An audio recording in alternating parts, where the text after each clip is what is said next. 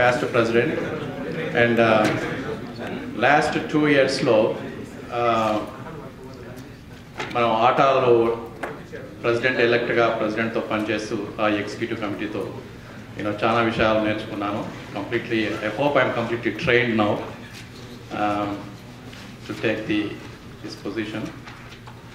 ఈ 2 దశాబ్దాల చరిత్ర గల ఆట ప్రెసిడెంట్ అంటే ఇది మామూలు మాట కాదు. But as a team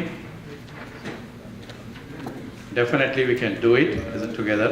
I have the confidence, and like to thank President Garu and Rajendra Garu and executive committee, past President Rajendra Garu and executive committee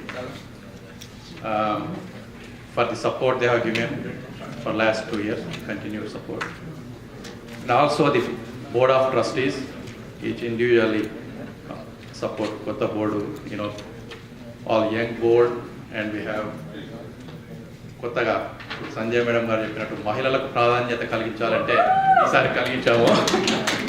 so and definitely we will do the best.